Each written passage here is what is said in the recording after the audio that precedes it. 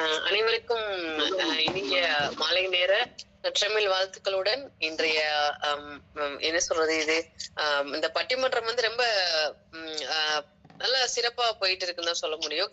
என்னால வந்து மழை பெய்யறதுனால அடிக்கடி உள்ள வர முடியல, கொஞ்சம் இடையூறு ஆயிடுச்சு. ஆனா இருந்தாலும் பேசின ஒவ்வொருத்தரும் வந்து பாத்தீங்க அப்படின்னு சொன்னா பலம் அப்படிங்கறத விட பலவீனம் அப்படிங்கறதுக்கு தான் வந்து நிறைய சொன்னாங்க. சீர்குலைக்குது, உண்மைதாங்க. அது எந்த காலத்துல இருக்கீங்க? இன்றைய காலகட்டத்துல சினிமா பாடல்கள் வாயில வருதா வார்த்தை? ஏதாவது ஒரு வார்த்தை வாயில வருதா? ஏதாவது ஒரு தூய தமிழ்ல ஏதாவது பாட்டு பாடுறாங்களா? சொல்லுங்க பாப்போம். தமிழ்ல வந்து பேரு வைக்கணும்னு சொன்னாங்க, தமிழ்ல பாடணும்னு யாரும் சொல்லல போல இருக்கு. பாடல்கள் வந்து பாருங்க, பேபி, டிங் டாங் டிங், டொன்டோடைங், அதெல்லாம் என்ன பாட்டு? டொன்டோடைங் டொன்டோடைங்னா என்னது? குழந்தைகள் கூட அது சிரிக்கும். அது பாருங்க, அந்த நடிகர்கள் வந்து அந்த பாடல் வந்து பாடும்போது நடிக்கும் போது அஜித்தும் அந்த ஹீரோயின் வந்து சிரிச்சுக்குவாங்க. அந்த லைன் வரும்போது பாத்தீங்கன்னா சிரிப்பு வரும், அவங்களுக்கே சிரிப்பாங்க. அதே மாதிரி வந்து ஐயா கூட சொன்னாங்க, அண்டங்க அக்கா கொண்டக்காரி. மத்தவங்களும் யாரும் கொண்ட போடுறது இல்லையா, யாரும் பாக்குறது இல்லையா அதெல்லாம். அதே மாதிரி வந்து பாத்தீங்க அப்படின்னு சொன்னா தெரி தெரி என்ன தெரி தெரின்னு என்ன கலவிட்டு வர எரியல, அதான் நம்ம செய்ய முடியும். இந்த மாதிரி பாடல்கள் வந்து அவரம் வந்து தெர்ரி பேபி அப்படின்னு சொன்னாக்க யாரும் வந்து யாரும் தெரியாதவங்க என்ன பண்ணுவாங்க, ஓ தெரியாம தெருவுக்குள்ள போயிட்டாங்களா, அந்த மாதிரி கூட இருக்கலாம்.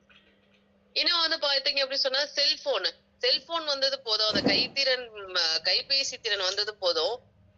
எல்லாருமே வந்து உலகமே வந்து கைபேசிக்குள்ள இருக்கிறதுலயே காதுக்குள்ளதான் இருக்குன்னு சொல்ல முடியும். அந்த பாடல் பாருங்க, ஒரு பையன் வந்து ஒரு பொண்ணை பார்த்தேன்னா நீ அழகா இருக்கிற அப்படின்னா அதுக்கு ஒரு பாடல். ஏய் உன்னைத்தானே வா, அது என்ன ஏய் உன்னைத்தானே வானா? ஏய் அப்படின்னாலும் ஏங்கிற வார்த்தை தவறான வார்த்தை தானே. அது என்ன ஏய்? கூப்பிடும் போது அழகா கூப்பிடு, அந்த பொண்ணுக்கு பேர் இருக்கு, பையனுக்கு பேர் இருக்குல்ல, அந்த மாதிரி பெயர்ல கூப்பிடு, அதெல்லாம் நான் கூப்பிட மாட்டேன். அதே மாதிரி வந்து பாத்தீங்கன்னா அந்த காதுக்குள்ள வந்து ஒரு சிப் மாதிரி எதோ வச்சுக்கிறாங்க. அதை வச்சுக்கிட்டு வந்து என்ன அப்படின்னு சொன்னா உள்ள அது பாடிக்கிட்டு இருக்கு, இவங்க வாட்டுக்கு வெளியே இவங்க வாட்டுக்கு வெளியில என்ன பண்றாங்க, அதை வாங்கி அதை உள் வாங்கி பேசுறாங்களா. அதே மாதிரி ஒரு பையனுக்கு வந்து பையனுக்கோ பொண்ணுக்கோ காதல் வந்துருச்சு அப்படின்னு சொன்னா மொட்டு மலராத மொட்டு. என்ன மொட்டு? போய் நீ போய் சவத்துலதான் முட்டும் நீ. அது என்ன மொட்டு? அது என்ன பாடல் வரிகள்? அது என்ன அது அந்த பாடல்கள் வந்து நம்ம அது வந்து இன்னொரு விஷயம், அந்த பேருந்துல வந்து நல்லா எப்பவுமே அதிகமா வந்து பயணத்துலதான் இருப்பேன் நான். ஆமா, நம்ம குழுவில் எல்லாத்துக்குமே தெரியும். அந்த பேருந்து பயணம் வந்து பாத்தீங்கன்னா அந்த பாடல்கள் வந்து காதுல கேட்க முடியாது. நான் சில சினிமா எல்லாம் வந்து நடத்துனரோ ஓட்டுநருக்கு சொல்லிடும், தயவு செய்து பாடலை மாத்துங்க அப்படின்னு சொல்லி. அதே மாதிரி வந்து ஒரு முன்னாடி எல்லாம் வந்து பாத்தீங்கன்னா அவங்களுடைய ஒரு வர்ணனை, இயற்கையை வர்ணிக்கும் போதே வந்து அழகான சிலுசிலுன்னு இது அந்த மாதிரி வந்து ஒரு பாடலுக்கு வந்து காது கேட்கும் போது ரம்யமாவும் இருக்கும், கேட்கும் போதும் அந்த பாடல்கள் வந்து காதுக்கு இதமாவும் இருக்கும். இப்ப பாருங்க, இப்ப இயற்கையை பயந்து ஓடுற மாதிரிதான் பாடுறாங்க. இன்னொரு விஷயம் வந்து பாத்தீங்க அப்படின்னு சொன்னா கிராமத்துல இருக்கிற பாடல், இப்ப நம்ம அது கானா பாடல் நிறைய சொல்றாங்க. கானா பாடல் அப்படின்னு சொன்னா காணா போன பாடலா என்னன்னு எனக்கு தெரியல. அந்த பாடல்கள் வந்து பாத்தீங்கன்னா சிறு குழந்தைகள் தான் படிக்கிறாங்க. 1 2 3 4 அது தமிழ்லே கலந்துருக்கு, தமிழ் கலந்த தங்கிலீஷ்னு நினைக்கிறேன். அது என் பாப்பா பாடுது, அது தங்கிலீஷ் நினைக்கிறேன். அது தமிழும் ஆங்கிலமும் கலந்து அது என்ன ஒரு சொற்கள் என்ன தமிழ்நாடை பொறுத்த வரைக்கும் நிறைய பேர் வந்து பாத்தீங்கன்னா நிறைய மன்னிக்கணும், நிறைய மாவட்டங்கள் இருக்கு. நிறைய அந்த மாவட்டங்கள்ல தமிழ் ஒவ்வொன்றுமே வந்து என்னது வெவ்வேறு விதமான தமிழ் இருக்கு. கொங்கு தமிழ் இருக்கு, செந்தமிழ் இருக்கு. அந்த தமிழுக்கு ஏற்ற மாதிரி வந்து பாடல்கள் வந்தாலும் ஆனா என்ன யாருக்கும் ஒண்ணும் புரியல. நாட்டாம பாதம் பட்டா எங்க வெள்ளாம விளையா, அவர் வராட்ட வெள்ளம் விளையாதா? தெரியாம தான் கேக்குறேன். அதே மாதிரி அம்மா சொல்லுங்க. அம்மா ஒண்ணும் நீங்க பேசலாமா? நன்றி. குழந்தைகள் தினத்துக்கு வந்து பாத்தீங்க அப்படின்னு சொன்னா குழந்தைகள் தினம்ல முன்னாடி எல்லாம் வந்து பாத்தீங்கன்னா நல்ல ஒரு நேருவோட பாடலோ இல்ல வந்து சுபாஷ் சந்திர போஸ், அதே மாதிரி காந்திஜி, இந்த மாதிரி குழந்தைகளை வந்து வாழ்த்தி பாடுவாங்க. இப்ப எல்லாம் வந்து பாத்தீங்கன்னா குழந்தைகளே வந்து பயப்படுற அளவுக்கு நடுங்குறாங்க. அந்த அளவுக்கு வந்து ஒரு பாடல்கள் வந்து பாடும்போது எனக்கு அந்த பாடல் சரியா ஞாபகம் வரல, மன்னிக்கணும். ஆனா அந்த குழந்தைகள் வந்து பாத்தீங்கன்னா அந்த அளவுக்கு இல்ல. அதே மாதிரி புது வருஷம் வருது, இந்த ஒரு பாடலை கிட்டத்தட்ட அவங்க 50 வருஷமா போடுவாங்க. எனக்கு அந்த படம் எப்போ வந்தது கூட எனக்கு தெரியாது. ஹாப்பி நியூ இயர் அப்படிங்கிறது 2 வீலர்ல போறான் நைட் 12 மணிக்கு. அப்பதான் என்னது போலீஸ் ரைடு வர்றாங்க. இது வந்து சமுதாயத்துக்கு வந்து சீர்படுத்துமா சொல்லுங்க? அதே மாதிரி வந்து பாத்தீங்கன்னா செந்தூர பூவே ஜில்லென்று காற்று, ஒரு பெண் வந்து நீங்க எப்படிலாம் நம்ம வந்து ஒரு பெண்ணை வர்ணிக்க கூடாதோ அப்படியெல்லாம் வந்து என்னது வர்ணனை இருந்தாலும் என்னது அந்த வார்த்தைகள் வந்து கேட்கும் போது காதுக்கும் சரி, அதை பார்க்கும் போது கண்ணுக்கும் ரொம்ப வந்து என்னது ஒரு கூச்சமான ஒரு உணர்வு தான் ஏற்படுது. எத்தனை குடும்பங்கள் வந்து இப்ப சினிமால போய் பாக்குறாங்க, தியேட்டர்ல போய் பாக்குறாங்க. அதுக்குமே வந்து நீங்க எல்லாம் சினிமால போய் பாருங்க. அந்த அளவுக்கு நீங்க பாடல் வரிகளையோ அந்த பாடல்ல இருக்கக்கூடிய சுவையும் என்னது தரமா இருந்தா மட்டும்தான் என்ன பண்ண முடியும், குடும்பத்தோட போய் பார்ப்பாங்க. இதே மாதிரி வந்து பாத்தீங்கன்னா இந்த வானுக்கும் மின்னுக்கும் விண்ணுக்கும் மண்ணுக்கும் காதல் அப்படி சொல்லுவாங்க. விண்ணும் மண்ணும் காதல் கொண்டதான் என்னது உலகமே செழிக்கும். அது இன்னைக்கு வந்து ஒன்னே ஒண்ணு தொடும், அது தொடாதே. ஆனா அந்த அப்படிப்பட்ட ஒரு சூழ்நிலையில இந்த கேட்டா வந்து இது இயந்திர உலகம் அப்படின்னு சொல்றாங்க. அப்படிப்பட்ட இயந்திரத்தை தான் நம்ம இயந்திர உலகத்துல நம்ம வாழ்ந்துகிட்டு இருக்கோம் அப்படிங்கிறது பல்லாயிரக்கணக்கான வருஷங்களும் சொல்லிக்கிட்டு தான் இருக்குமே தவிர இயந்திரத்தை நாம எப்படி வந்து இயந்திரத்தை மேம்படுத்துவதுங்கிறது யாருக்கும் தெரியல. ஒரு ரோபோவானாலும் நாம தான் வந்து எடுக்கணும். அதுவே சிட்டி படம் இருக்கு, அந்த படமே என்னது யாருக்குமே வந்து என்னது புரியல. புரியாத புதிரை வந்து வாழ்ந்து கொண்டு அந்த புரியாத பாட்டையும் என்னது அதுக்கும் சில குழந்தைங்க எல்லாம் புது பாட்டு இல்லாம நீங்க என்னமா பாட்டு பாடுறீங்க, ஒண்ணுமே எனக்கு புரிய மாட்டேங்குதுமா. அந்த காலத்து பாட்டுங்கள்லாம் பாத்தீங்கன்னா ரொம்ப வந்து எளிதில வந்து மனசுல நிக்கும். அதே மாதிரி பாடல்கள் கேட்கும் போது ரம்மியமா இருக்கும். ஆனா இப்ப இருக்க பாடல் மியூசிக் அப்படிங்கறது அந்த மியூசிக்க மட்டும் தான் நம்ம காதுல வாங்குறோமே தவிர யாருமே பாடல் வரிகளை இது வரைக்கும் காதல் வாங்கினதா தெரியல. அது குத்து பாடலாமே. இப்ப குத்து பாடல் வீட்டுல வாங்கின வீட்டுல 4 குத்து வாங்குறான்.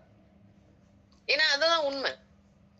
அம்மா அடிச்சாங்க இது ஸ்டைல் அப்படின்னு சொல்லிட்டு இப்பதான் தலை கட் பண்ணி ஹேர் கட் பாருங்க, ஸ்டைல் தான், இது சூப்பர் ஸ்டைல் தான் அப்படிங்கிறான்.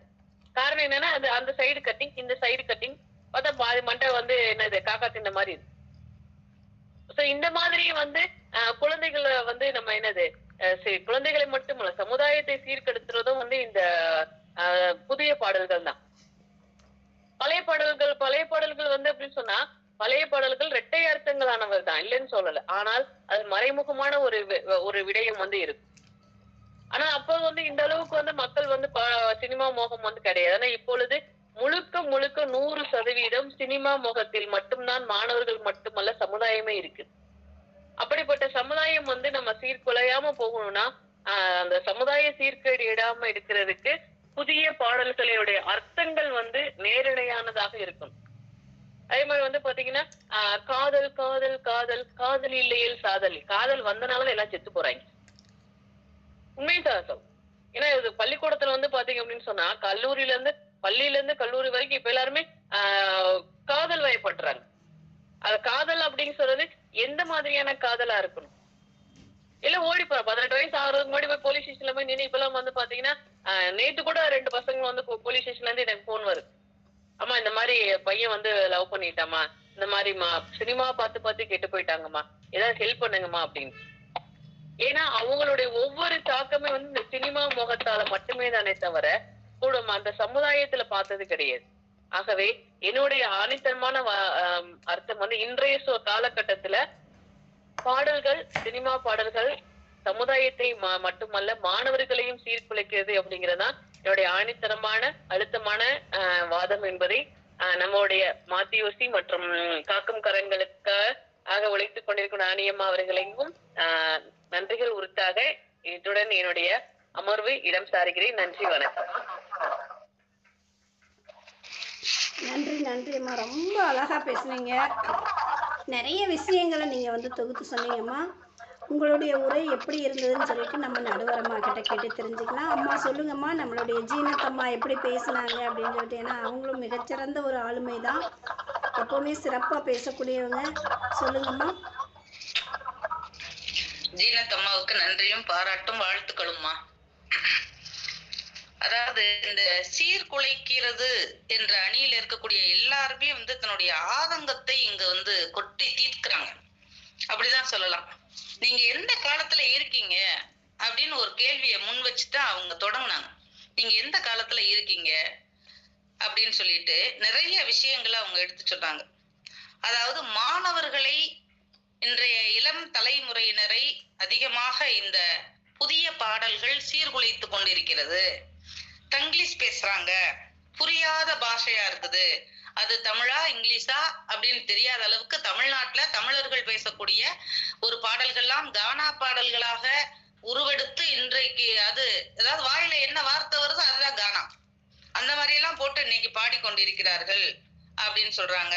அதுக்கு சொன்னாங்க. அதுக்கடுத்து பாத்தீங்கன்னா நிறைய இந்த பாடல் வரிகளை சுட்டி காட்டினாங்க. ஏன் இப்படி வந்தாதான் விளையுமா அப்படிங்கிற மாதிரி சொன்னாங்க. அதுல மிகப்பெரிய என்னுடைய மனதை பாதித்த விஷயம் என்ன அவங்க சொன்னதுல, ஜனவரி புது வருட பிறப்பு என்றால் எல்லாரும் வீட்டுல இருந்து நம்ம வந்து தீபாவளி பொங்கல் நம்ம வந்து எப்போதுமே கொண்டாடக்கூடிய விழாக்கள். ஆனா இப்ப ஒரு புது ட்ரெண்ட் ஆக்கிட்டாங்க நம்முடைய மாணவர்களும் இளைய தலைமுறையில. இரவு 12 மணிக்கு கேக் வெட்டுறது, ஒரே பைக்ல 4-5 பேர் போவது, சென்று ஒரே ஒரே சத்தம், வெடிச்சத்தம், அதற்கடுத்ததாக இவர்களுடைய ஒரே கூக்குரலோசை. அதுல எத்தனை இடத்துல பெரிய நகரங்கள்ல விபத்துக்கள் ஏற்படுது. அந்த பெற்றவர்களுடைய கண்ணீருக்கு யார் பதில் சொல்வது? இதையெல்லாம் இவர்களுடைய மனதையெல்லாம் இந்த கெடுத்தது, இந்த கெடுக்கப்பட்டது இந்த பாடல்களுடைய வரியும் இந்த சினிமாக்கள் தான் அப்படின்னு சொல்லிட்டு அருமையா ஜீனத்தம்மா நமக்கு எடுத்து சொல்லிட்டு போயிருக்காங்க. அந்த காலத்து பாடல்கள் வந்து ரம்மியமாக கேட்பதற்கே ரொம்ப இனிமையாக இருக்கும். அதே போல மறைமுகமாக இரட்டையர்த்த வசனங்கள் அந்த காலத்து பாடல்கள்ல வந்தால் கூட அது மறைமுகமான விடயங்களை வெளிப்படுத்தும் அப்படிங்கிறதையும் சரியா அவங்க சொல்லிட்டு போயிருக்கிறாங்க. சினிமா மோகத்தில் இந்த இளைய சமுதாயமும் மாணவர்களும் வந்து உழன்று கிடக்கிறார்கள் என்பது உண்மை என்பதையும், இந்த மாணவர்களையும் சீர்குலைத்துக் கொண்டிருக்கிறது. எங்கே செல்ல போகிறது இந்த உலகம் என்ற கேள்வியோடு நிறைவு செய்திருக்கிறார்கள். ஜீனத் அம்மாவிற்கு வணக்கமும் பாராட்டுகளும் வாழ்த்துக்களுமா.